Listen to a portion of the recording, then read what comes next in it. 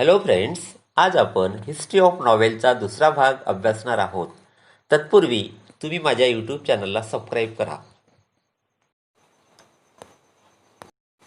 In the first part of the history of novel, we have discussed the definition of novel, the first novel in the world, different novelists and their novels, Indian English novelists and their novels. Today, in this second part of history of novel, we are going to discuss about novella and its elements. I mean elements of novels. Novella. A novella, the word originated from the Italian word novelle, is a type of prose fiction which is shorter than full-length novel and longer than short stories. Novella हा शब्द Italian भाषेतील नॉवेले या शब्दापासून तयार झाला. Novella हा एक गद्यप्रकार असून तो मोठ्या कादंबरीपेक्षा लहान व लघुकथेपेक्षा मोठा असतो. It is a well-structured yet short narratives, often satirical or realistic in tone. तो सुरचित पण कथनात्मक प्रकार आहे. त्यामध्ये उपहास किंवा वास्तववाद यावर भर दिलेला असतो. It usually focuses on one incident or issue with one or two main characters and takes place at a single tradition. या प्रकारात एका घटनेवर किंवा समस्येवर लक्ष केंद्रित केलेले असते. एक दोन प्रमुख पात्रे आणि एकाच परंपरेत कथानक घडते. Some of the famous novels in English are, I mean there are some famous novels in English language. They are The Heart of Darkness by Joseph Conrad, The Turn of the Screw by Henry James, Believer by Herman Melville, Death in Venice by Thomas Mann, Says the Day by Saul Bellow, Pearl by John Steinbeck. Joseph Conrad यांनी the heart of darkness ही novel लिहिलेली आहे. त्यानंतर Henry James यांची the turn of screw ही कादंबरी प्रसिद्ध आहे. हर्मन मेलव्हिल यांची बिलीबट, त्यानंतर थॉमस मन यांची डेथ इन व्हेनिस, सॉल बेलो यांची सेज द डे आणि जॉन स्टेनबेक यांची पर्ल ह्या नॉवेल्स खूप प्रसिद्ध आहेत. देन एलिमेंट्स ऑफ नॉवेल्स और novella. Last year in 11th standard we have learnt the elements of drama. This year in 12th standard we are going to learn the elements of novel or novella. There are 6 elements of novel or novella. All these factors may be related to one another in the work by an author. या वर्षी आपण novel किंवा नॉवेलाचे घटक शिकणार आहोत. Novel किंवा नॉवेलामध्ये 6 घटक आवश्यक असतात. एखाद्या लेखकाच्या लेखनामध्ये हे सर्व घटक एकमेकांशी संबंधित असतात. The first element that is theme. Theme is the central idea in the novel which can be expressed in a nutshell. Theme ही कादंबरीची मध्यवर्ती कल्पना असते. कादंबरी कशाविषयी आहे हे थोडक्यात सांगितले जाते. It is a philosophical statement or a truth which the writer has put forth through the narration of the series of events in the story and characters acting in the particular setting. लेखक कशा प्रकारे घटनाक्रम करतो आणि एखाद्या विशिष्ट परिस्थितीत कथेतील पात्रे कशा प्रकारे वागतात या विषयाचे भाष्य किंवा तत्व म्हणजेच थीम होय. Then you know the another elements of novel is plot. Plot is essentially the story or the course of event that make up the theme. Plot म्हणजे एखाद्या विषयावरील कथा किंवा घटनाक्रम होय. It is course of event that make the theme. It is created by the conflict either internal inside the mind of the character or external with other character or entities. Plot हा एकतर अंतर्गत किंवा बहिर्गत संघर्षातून निर्माण होतो. अंतर्गत संघर्ष हा पात्राच्या मनामध्ये घडणारा घटनाक्रम असतो, तर बहिर्गत संघर्ष हा इतर पात्रामुळे घडणारा घटनाक्रम असतो.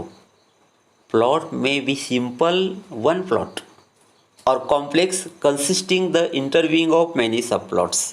प्लॉट हा एकतर साधा म्हणजेच एकच कथा असणारा किंवा गुंतागुंतीचा म्हणजेच एकमेकांमध्ये गुंतलेल्या अनेक कथा असतात.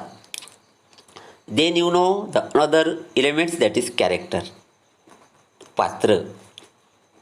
Characterisation is related to the plot as the course of event take place because of the certain behavior of the characters.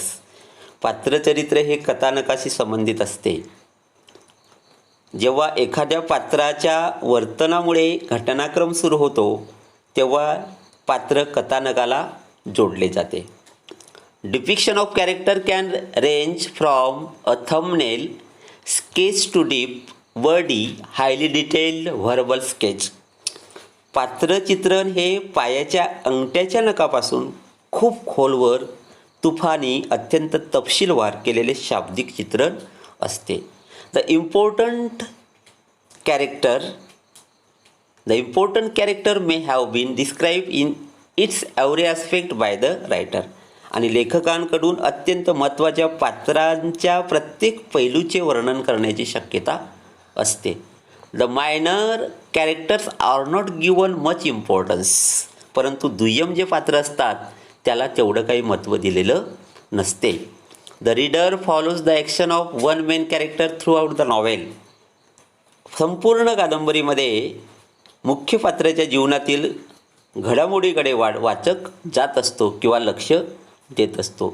This character is referred to as a protagonist.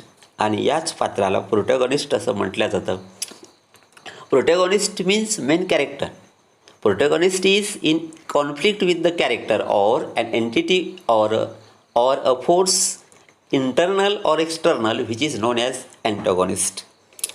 आणि एखादा इतर पात्राशी इतर कथावस्तूशी किंवा अंतर्गत किंवा बाह्य शक्तीशी संघर्ष होतो त्याला अँटॅगॉनिस्ट असं म्हटलं जातं.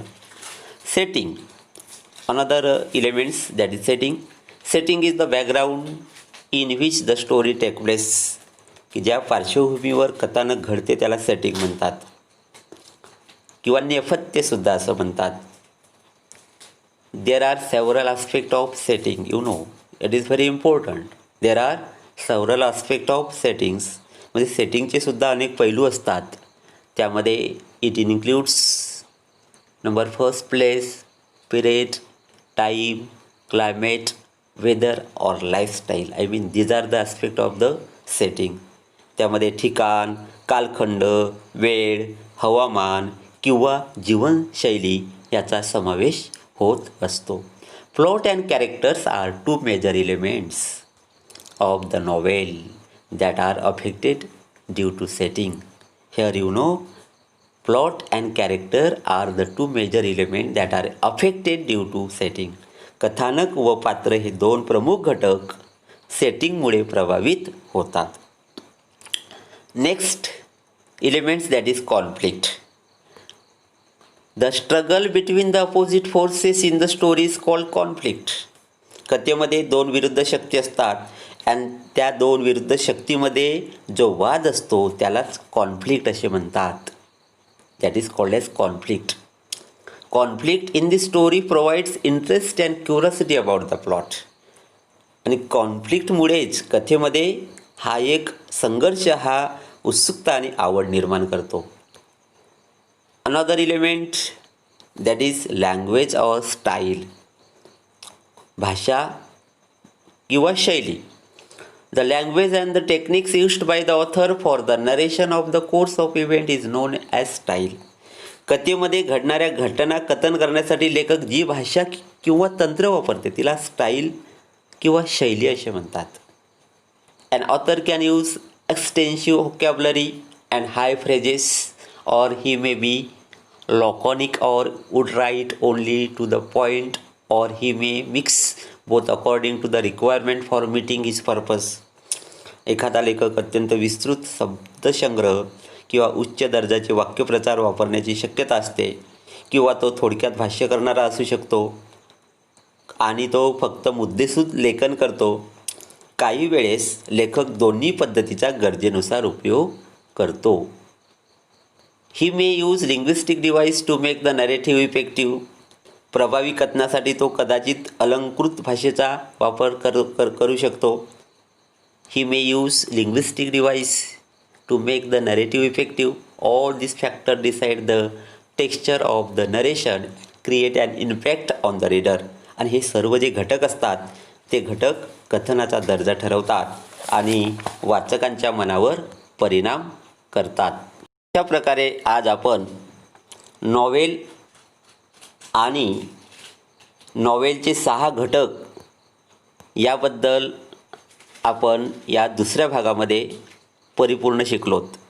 तिसऱ्या भागामध्ये आपण नॉवेलचे वेगवेगळे प्रकार, I mean the types of novel हे शिकणार आहोत.